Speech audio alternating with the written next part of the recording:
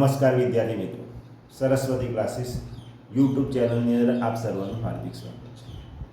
આજે આપણે સમાંતર શ્રેણીની અંદર મોસ્ટ આઈએમપી ક્વેશ્ચનો, આમ તો તમે સ્વાધ્યાયના દાખલાઓ તો સોલ્વ કરતા જ હો છો, પરંતુ જે હેતુલક્ષી ક્વેશ્ચન પૂછાતા હોય છે એમાં ઘણા બધા વિદ્યાર્થીઓ કન્ફ્યુઝ થતા હોય છે. તો આજે આપણે આ વિડીયોની અંદર એવા પ્રકારના ક્વેશ્ચન લઈને આવ્યા છે કે જે ચોપડીમાંથી નહીં પરંતુ હેતુલક્ષી પ્રશ્નોમાં પૂછાતા હોય છે અને પૂછાઈ ચૂકેલા છે. તો એનું સોલ્યુશન આજે કરવાના છીએ. તો સૌથી પહેલા નંબરમાં છે કે કોઈ સમાંતર શ્રેણી માટે a18 - a14 બરાબર 32 હોય તો સમાંતર શ્રેણીનો સામાન્ય તફાવત d બરાબર ખાલી જગ્યા. વિગત જોવાની કે શું આપેલું છે. a18 - a14 બરાબર આપણને કેટલા આપ્યા છે 32 અને કહ્યું છે કે સામાન્ય તફાવત d શોધો. તો એનું કેલ્ક્યુલેશન કેવી રીતે થશે એ આપણે વિગત લખી અહીંયા કે a18 - a14 એ આપણને આપે છે કેટલા 32. હવે આપણને એ વિગત ખબર હોવી જોઈએ કે કેવી રીતે આપણે સમાંતર શ્રેણીમાં જે સૂત્રોનો ઉપયોગ કરતા હતા એ જ વસ્તુ કે ભાઈ અહીંયા પદ આપ્યું છે 18 તો થશે a + 17d અને આપ્યું છે 14 તો એ થશે a + 13d. આ થયું તમારું જે પદનો નંબર છે એના ફોર્મ્યુલાનો યુઝ કર્યો કે a18 તો a + 17d, 14 તો a + 13d અને બરાબર આપે છે આપણને 32. આનું સાદુરૂપ આપીએ a + 17d માઈનસ a, આ બ્રેકેટ ખુલશે એટલે નિશાનીઓ ચેન્જ થશે. આ ખાસ જોવાનું, સીધું જો તમે મૂકી દેશો તો આન્સર નહીં આવે, બ્રેકેટ રાખવું પડશે ને બ્રેકેટ ખોલવું પડશે. તો અહીંયા આપણે લખ્યું કે માઈનસ થશે અને અહીંયા પણ -13d = 32. હવે એમાંથી a અને a શું થઈ ગયા કેન્સલ. 17d માંથી 4d નિશાનીઓ કેવી છે અસમાન, તો 17d માંથી 13d બાદ થશે એટલે આપણને મળશે કેટલા 4d બરાબર 32. માટે d = 32/4. ગુણાકારમાંથી પદ જયું ભાગાકારમાં, તો d ની વેલ્યુ આપણને મળશે d = 8. તો સામાન્ય તફાવત આ સમાંતર શ્રેણીનો કેટલો હશે 8. તો જે અહીંયા આપણે જવાબ લખી દઈએ સામાન્ય તફાવત કેટલો છે 8 છે.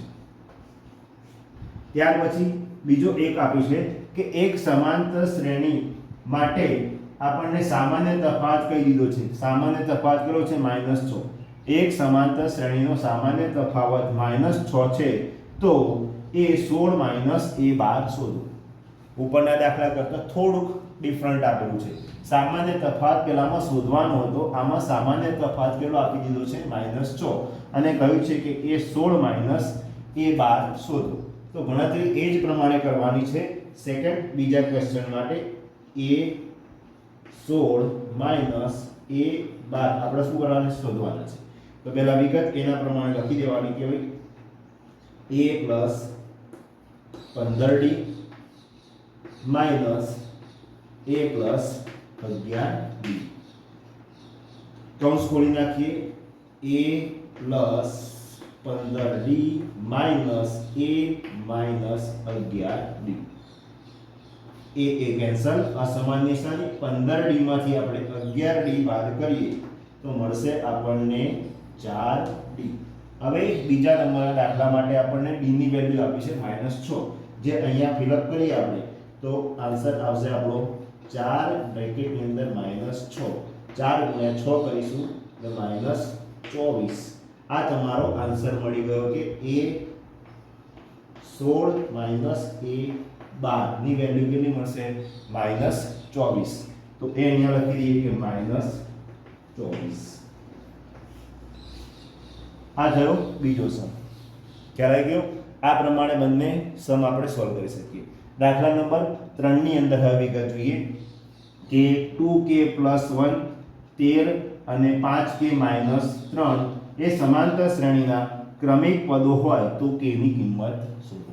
આપ્યું છે શું આપણને વિગત જોઈ લેવાની કે 2k + 1 13 અને 5k - 3 એ શું આપ્યા છે સમાંતર શ્રેણીના ક્રમિક પદો છે. એટલે કે આ જે આપણું છે એ આપણું પ્રથમ પદ છે, આ આપણું બીજું પદ છે અને આ આપણું ત્રીજું પદ છે. અને ત્રણેય પદો ક્રમિક પદો કીધા છે એટલે આપણને ખબર પડે કે સમાંતર શ્રેણી છે અને એમાં k ની કિંમત શોધવાની કીધી છે. તો ચાલો આપણે એનું હવે કેલ્ક્યુલેશન કરીએ.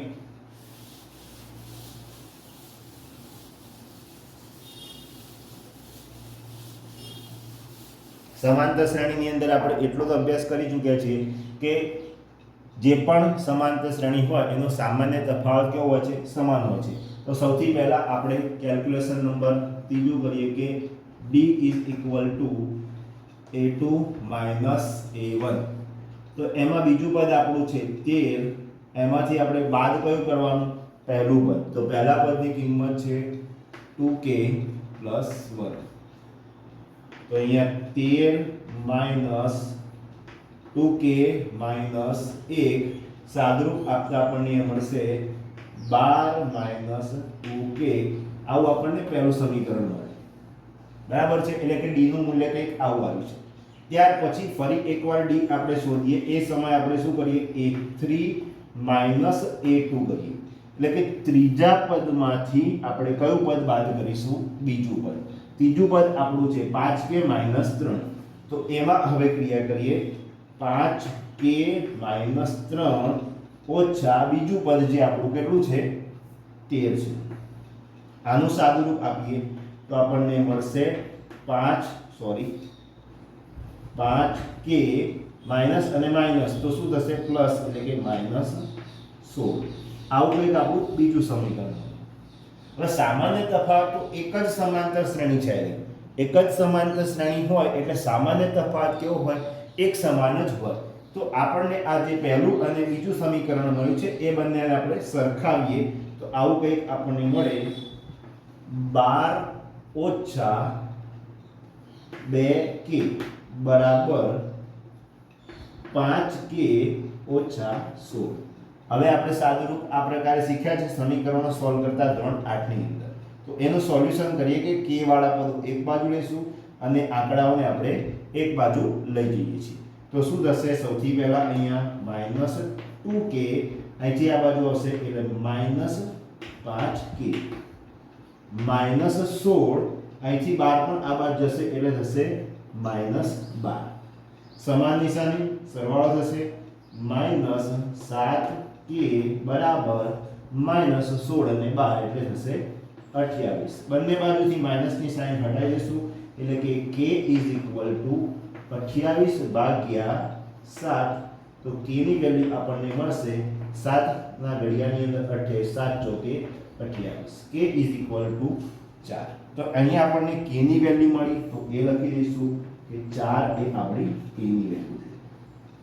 જો વિડિયો પસંદ આવતો હોય તો ચેનલને ચોક્કસથી લાઈક કરો અને આ જે પણ પ્રકારના દાખલાઓ તમારે વધુ શીખવા હોય તો ચેનલને સબસ્ક્રાઇબ કરો. તમારા વિદ્યાર્થી મિત્રો સાથે વિડીયોને ચોક્કસથી શેર કરો. ત્યાર પછી ચોથા નંબરનો જે છે એનું આપણે કેલ્ક્યુલેશન કરીએ. તો આ થયું ત્રીજા નંબરનો એક્ઝેક્ટ. એ પ્રમાણે ચોથા નંબરનો છે કે જો k - 1 k + 3 અને 3k - 1 એ સમાંતર શ્રેણીના ક્રમિક પદો હોય તો એનો પણ કહ્યું છે કે k ની કિંમત શોધો. દાખલા નંબર 3, 4 અને 5 ત્રણે ત્રણ એક પેટર્નના છે કે જેથી કરીને તમે બે દાખલાઓ આ પ્રમાણે ગણી લો તો ત્રીજો દાખલો બી તમને ખ્યાલ આવે કે કેવી રીતે ગણવાનો છે. અને આ દાખલા જોયા પછી તમારે એની જાતે પ્રેક્ટિસ કરવી પડશે તો જ તમે એનું સોલ્યુશન સારી રીતે કરી શકશો. તો લેટ્સ સ્ટાર્ટ. હવે દાખલા નંબર 4 ને આપણે ગણતરી કરીએ.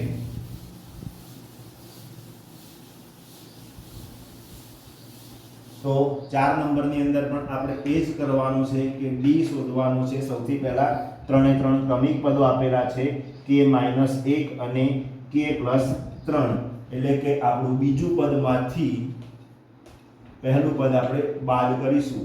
તો બીજું પદ આપણું છે k + 3 - k - 1. આ પ્રકારે આપણું પદ છે કે ભાઈ આપણું બીજું પદ અહીંયા જોવાનું કે k + 3 છે અને પ્રથમ પદ છે k - 1. તો એ લખી દીધા છે. હવે એનું સાદુરૂપ આપીએ તો k પ્લસ 3 માઇનસ બ્રેકેટ ખુલશે એટલે k આપણું થઈ જશે માઇનસ, અહીંયા માઇનસ માઇનસ પ્લસ એટલે 1. તો અહીંયા આપણો k જોવાનો કે આ k અને અહીંયાથી k તો નીકળી ગયો એટલે 3 અને 1 બરાબર 4. આ આપણી d ની વેલ્યુ આવી ગઈ. હવે d 4 આવી ગયો છે. અહીંયા d શોધવાનું કીધું હોય તો સીધો આન્સર આવી ગયો, પણ d શોધવાનું નથી કીધું. શું કીધું છે? k ની કિંમત શોધવાની કીધી છે. હવે આપણું જે ત્રીજા નંબરનું પદ છે એ છે 3k - 1. તો એના માટે આગળ ફોલો કરીએ કે d ત્રીજા પદમાંથી બીજું પદ આપણે બાદ કરીશું. અહીંયા d ની વેલ્યુ મૂકીશું તો જલ્દી આપણો જવાબ આવશે, પણ સૌથી પહેલા આપણે a3 - a2 કરીએ. તો ત્રીજું પદ આપણું છે 3k - 1. એમાંથી આપણે બીજું પદ બાદ કરવાનું છે, જે આપણું બીજું પદ છે k + 3. તો એ લખીએ k + 3. સાદુરૂપ આપવા માટે 3k - 1 કૌંસ ખોલીશું એટલે -k - 3. હવે 3k માંથી 1k બાદ કરીએ તો મળશે આપણને 2k - 1 અને -3 તો થશે -4. હવે આ d ની વેલ્યુ છે ને d આપણને અહીંયા આપી દીધો છે, ઉપર શોધીને આપણે લાવ્યા છે 4. અહીં લખી દઈએ 4. સીધે સીધું અહીંયા સમીકરણ સરખાવવાની જરૂર નથી. હવે આ 4 ને આપણે આ બાજુ લઈ આવી જઈએ તો શું થશે કે 4 માઈનસ છે તો 4 + 4 = 2k. કેટલા થઈ જશે? 8 થશે. 8 ભાગ્યા 2 બરાબર k. તો k ની વેલ્યુ અહીંયા મળશે k = 4. તો આ થઈ ગઈ k ની વેલ્યુ. એટલે કે દાખલા નંબર 4 માં પણ k ની વેલ્યુ કેટલી છે? 4 છે. હવે દાખલા નંબર જે 5 છે એ તમારે ગણતરી કરી અને કમેન્ટની અંદર એનો આન્સર આપો. જો કોઈ પણ પ્રકારનો ડાઉટ હોય તો તમે કમેન્ટની અંદર જણાવી શકો છો. અને જો વિડીયો પસંદ આવ્યો હોય તો ચોક્કસથી લાઈક કરો. તમારા વિદ્યાર્થી મિત્રો સાથે વિડીયોને શેર જરૂરથી કરો.